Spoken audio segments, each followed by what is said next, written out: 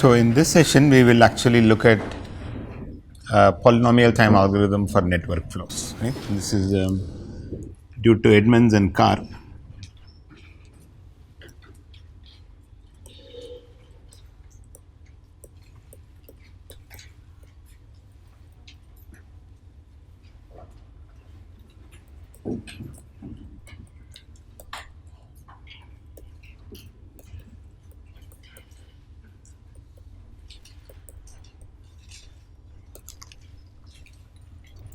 So, as you have seen, Ford-Fulkerson algorithm is a very generic algorithm for network flows, and the idea is to keep finding augmenting paths in residual networks, and as long as such path exists, push as much flow as possible through the augmenting path until there are no augmenting residual network has no paths. And we saw that if you are not careful about how you are doing finding these paths, then this running time can be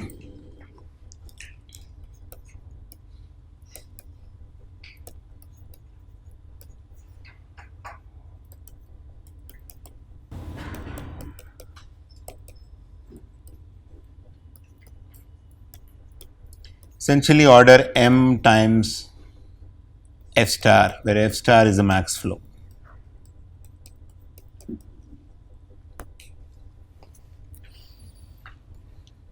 Order m is to set up the residual network and to find the path, and it's possible that every time you may be just incrementing the flow by 1 unit, and so this is a sort of an ugly term in the running time, where the running time depends on the solution. So f star could be a huge number compared to the size of the graph, and so in instances where your capacities are very large, you don't want to run this algorithm. So Edmonds Karp came up with the following very simple idea to improve the running time to something purely as a function of n and m. N is the number of vertices, so always,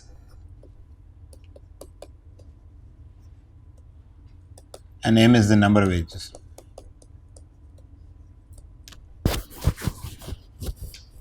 And their algorithm is simply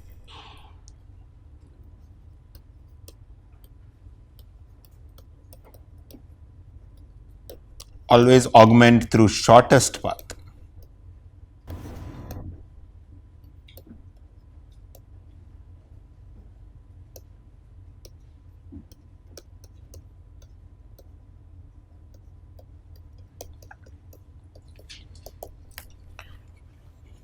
Seems very natural enough, and at least that bad example we saw will go away if you run through shortest path, right?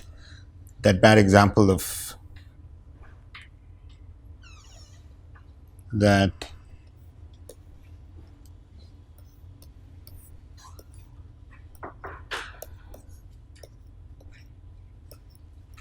recall this bad example where this capacity is 1, but this is some very large quantity. Then if you are not careful and if you use this middle edge all the time in your residual network, then you may be just incrementing the flow by 1 unit, whereas if you do just shortest path, one augmentation will get you this and another augmentation will get you this, and it will be done, right? Now the question is, how do we prove? It seems very natural, nice heuristic, at least this example it works, but how do we in general argue that your algorithm will run actually in polynomial number of augmentations? So the running time we want to prove is some order. Okay, so we will,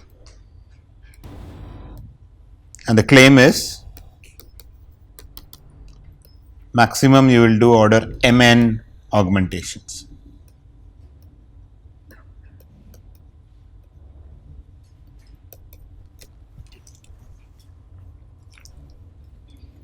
And how much does it cost for each augmentation?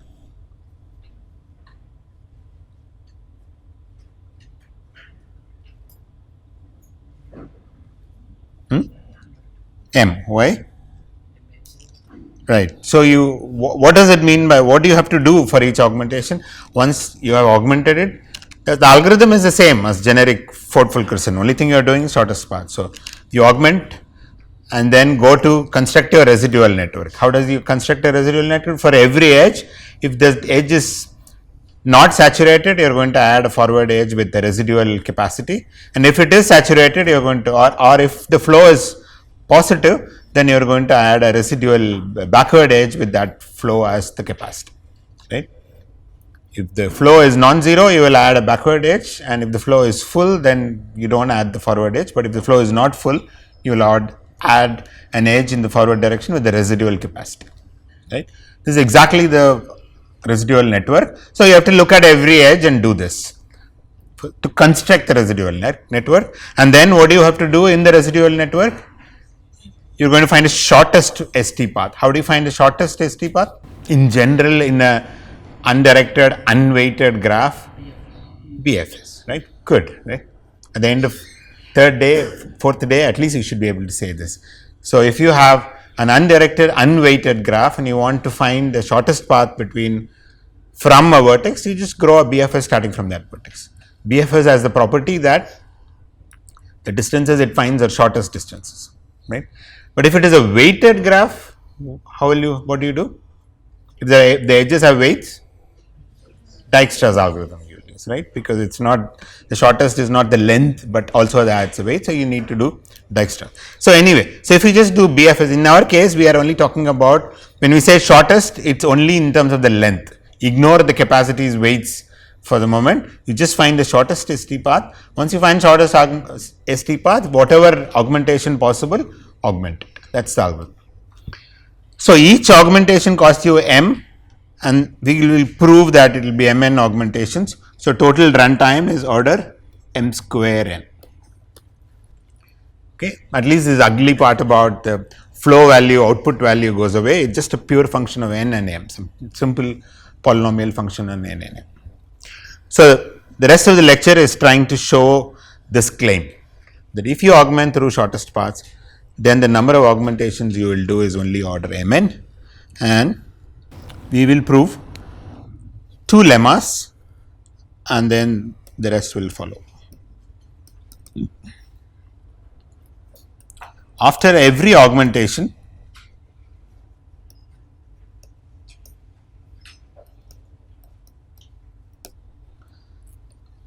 the distance,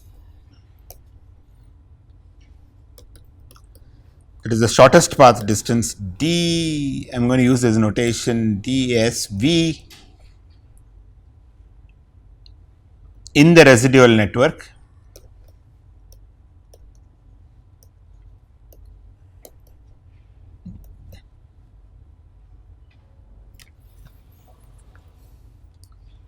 never decreases. So, increases or remains the same.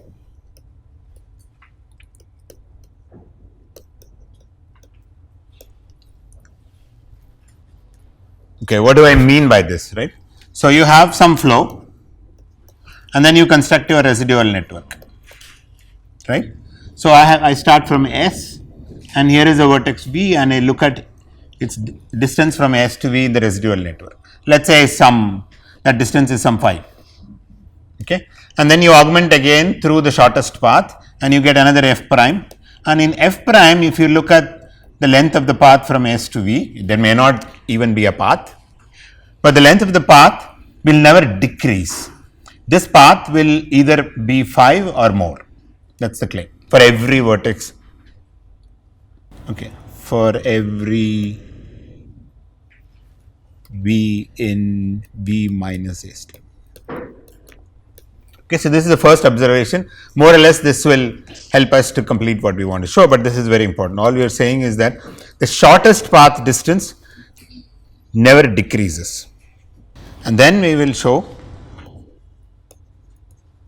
I will write down the big picture and then we will get into the proof of these lemmas.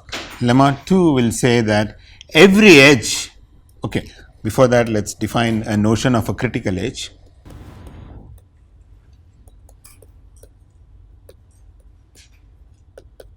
In an augmenting path,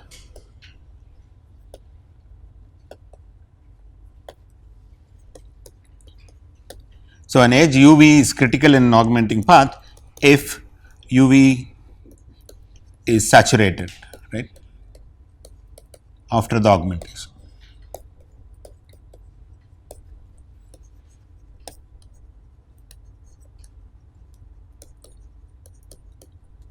Right, in my graph, I call an edge, typically an edge in the residual network. It's called critical edge if in the augmenting path you are trying to find the shortest augmenting path.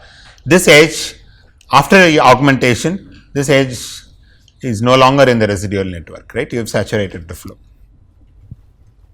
Here is a simple observation. Every augmenting path has a critical edge, right?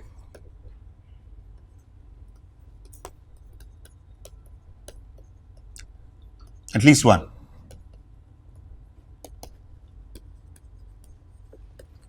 Agreed?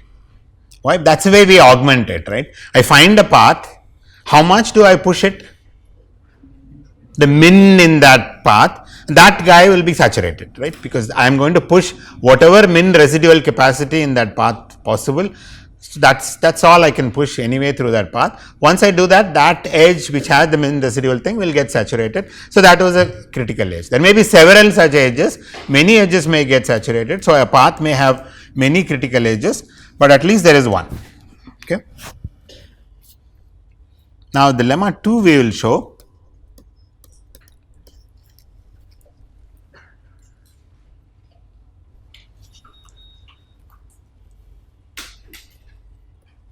An edge becomes critical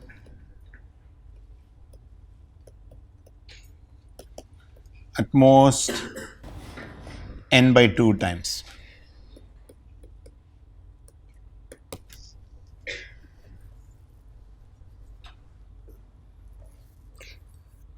Recall the example we had, the small example we had, and let's look at the middle edge. How many times did it become critical?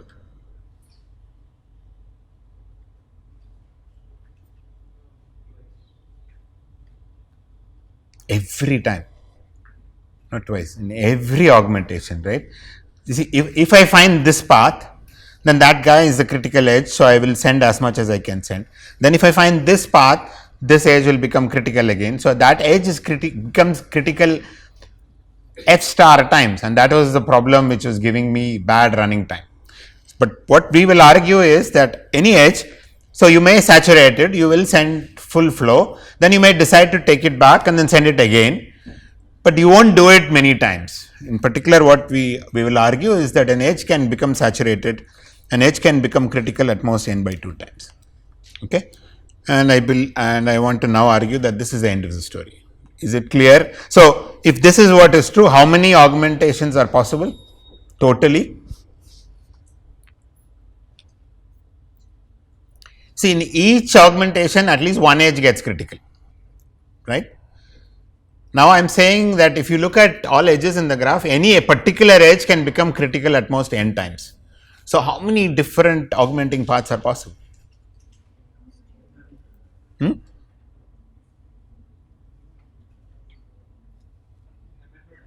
M into n by 2, right? This edge may be critical n by 2 times, this may become at most n by 2 times, and in fact many edges may become critical in one augmenting path itself, but then that's even good, you will have fewer augmenting paths. So at most, right, because for every augmenting path at least one edge gets critical, another augmenting path at least another edge, and totally there can be m times n possible critical edges. So that will show what I wanted to show, that there can be at most order mn augmentations, and each augmentation costs me order m, so total running time would be m square by n, right? Okay, so now what we will show is these two lemmas, and these are just some routine calculations which will give you what we want to show. Okay, so is the big picture clear? The goal is, the idea is simple. Just run through find shortest paths and augment, right? Seems very natural, you will think of it, you will implement it. But what we want to now prove is that this avoids all this pathetic case we had in that example of, running time depending on the number of augmentations being that depends on the capacities and not just on n and m. We will argue that the number of augmentations is at most mn, and so the overall running time would be m square n. So these are the two lemmas we want to show. So after every augmentation, the distance SV in the residual network increases, it remains the same for every V. Okay. So let's try and prove.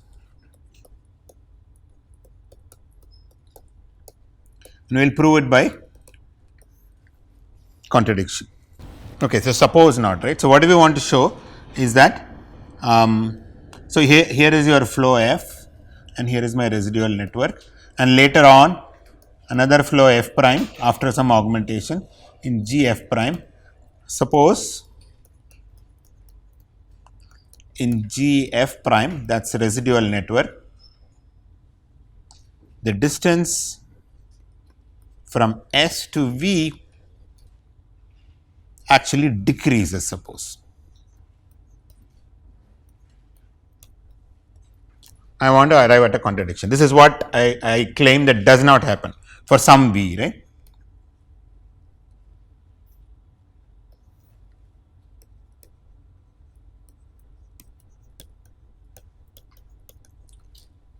Right. The first lemma is crucial to prove the second lemma, which says that an edge cannot be critical too many times. That's the second lemma, and for that I want to show that first of all, as you do the shortest path augmentations, the shortest path distances are gradually increasing.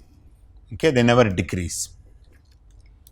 Right. So eventually there will be a point that the shortest path distance will become like n, but that's not possible. So there won't be any path, and you will stop.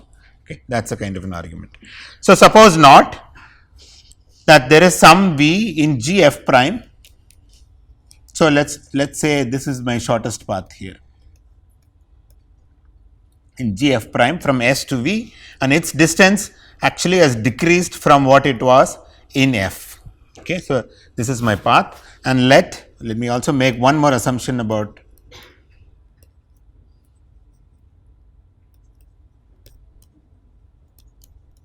closest to S in G F prime with that property.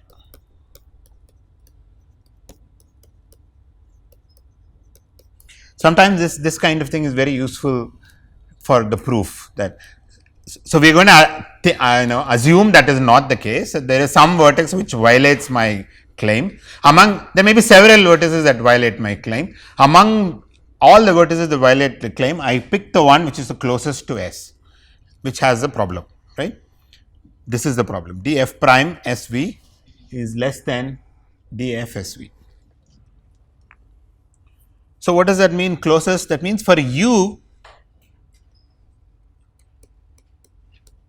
is actually greater than or equal to df SU, because otherwise I would have chosen U, right? U is closer to S, and that did not get violated. So that means at F prime, its distance is greater than or equal to df SU. Now I want to arrive at a contradiction. So let's capture again the picture.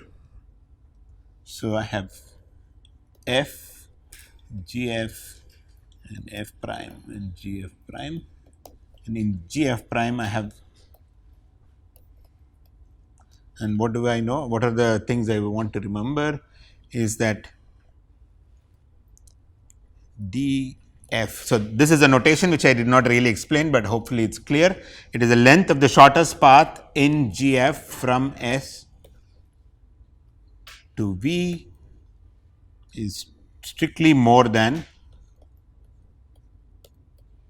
in F prime, right? So because the path length has decreased, this is 1, but that's not the case for U. So df SU is less than or equal to .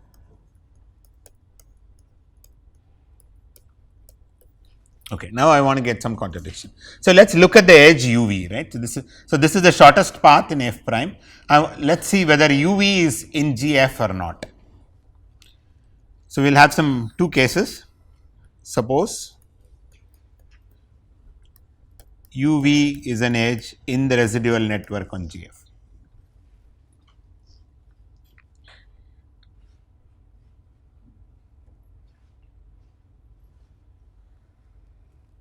Then I want to get some contradiction. So I will try something and see if that works.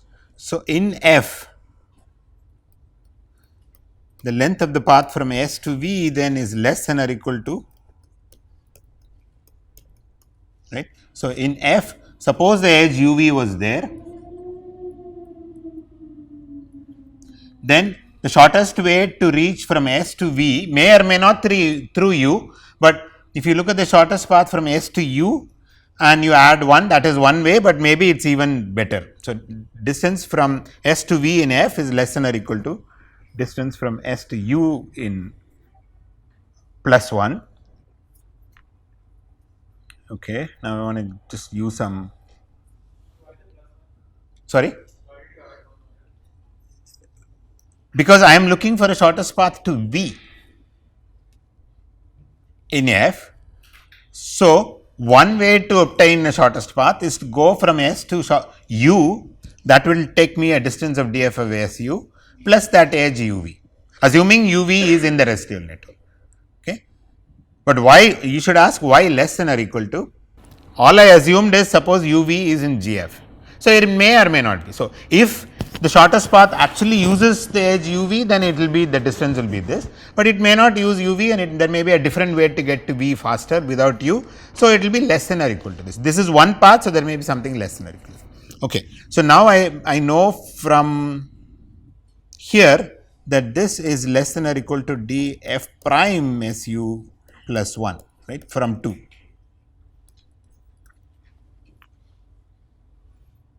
Okay. But in 2, this is the shortest path. We assumed in f prime this is the shortest path. So, df prime SU plus 1 is exactly equal to df prime SV, right. But I have arrived at a contradiction, because we assume that df of SV is strictly greater than df prime SV, but I just proved that it is less than or equal to.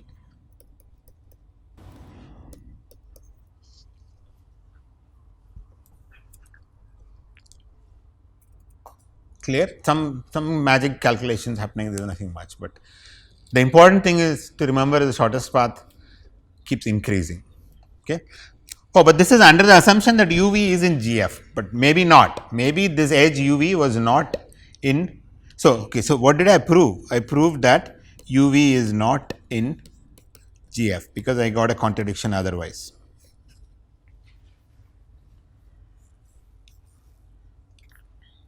Now, in this case also I will get a contradiction with this assumption, and then we will be done. So, otherwise, so what I have is, this is the shortest path. So, df prime SU plus 1 is exactly equal to df prime SV, because in shortest path, this is the shortest path. So, it satisfies this what optimum substructure property, right. This shortest path plus 1 gives you this, and we have a contradiction. Okay. Okay. So, let me just go back and draw this picture again. And so, now through the contradiction, what did I conclude? That UV, this edge which was part of the shortest path here, is actually cannot be in a residual network of GF, because with that assumption I had derived a contradiction. Okay. So, what is, so this is my GF and this is F prime, and my shortest path in F prime uses this, and what are the things I assumed? That in F prime the distance from S to V actually decreases from what it was in F, and U is not such a thing. So, df prime SU is greater than or equal to df SU. And now, through one argument, we already argued that this edge UV is not in GF. Okay. But wait, UV was not in GF, how did it get to F prime then in the residual network?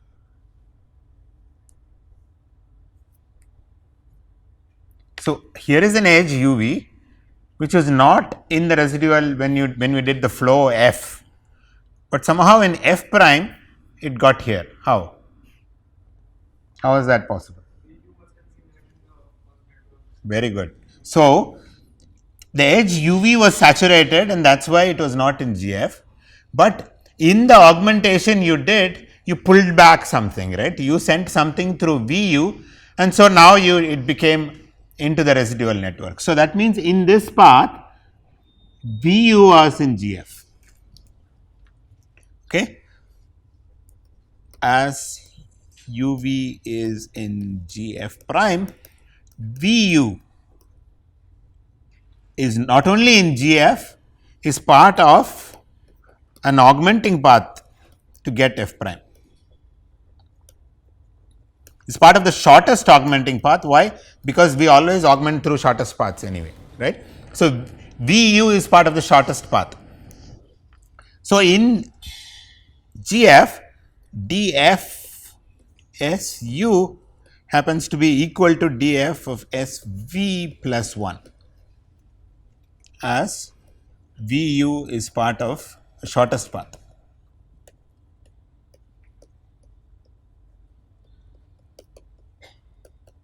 So, this is an important argument and this is what we will keep using for the next lemma also.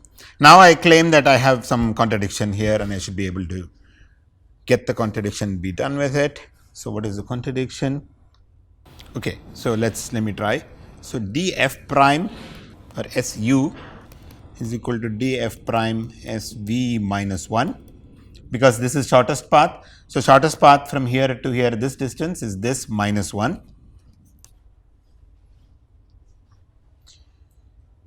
Okay, let me write, this is 1, 2 and this is 3. Yeah. So, but df prime SV is strictly less than df prime df SV minus 1. Okay. But df SV minus 1 is nothing but df SU minus 2, because from 3 df SV is df SU minus 1. So, I have some contradiction here because I proved that df prime SU is strictly less than df SU minus 2, contradicting 2.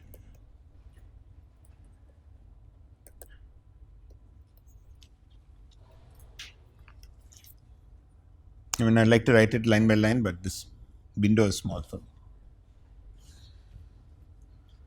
Okay. So, assuming if UV was not, is in the residual network of F, I had some contradiction. If it is not there, then we argued that VU must be there for UV to get in the next augmentation. So, VU is not only in GF, but it is part of the shortest augmenting path. That gives me some equation based on the shortest path properties, and then I get some contradiction. But this is something, okay, so this is the end of the proof of lemma 1. What did I prove in the lemma 1? That my assumption that for V the path length decreases is wrong, right. If I make that assumption, then whether UV is in part of GF or not, I get some contradiction. So, this is wrong. So, for every V, df prime is greater than or equal to df SV. Okay, so, the length of the shortest path from S to any vertex either remains the same or increases. Okay. In fact,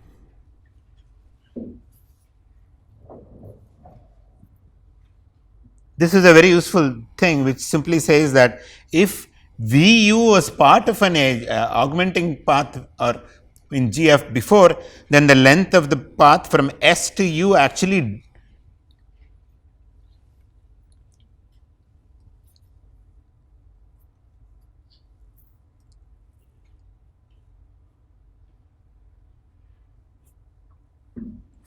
okay, no, so forget what I said. Okay, good. So, that actually proves lemma 1. So, what did I want to show? After every augmentation, the distance from S to every vertex remains the same or increases. So, we assumed that suppose not, and then we got some contradiction.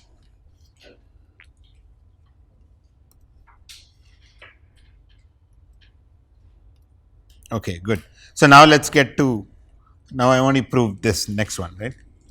An edge becomes critical at most n by 2 times. It has a very similar flavor of the proof.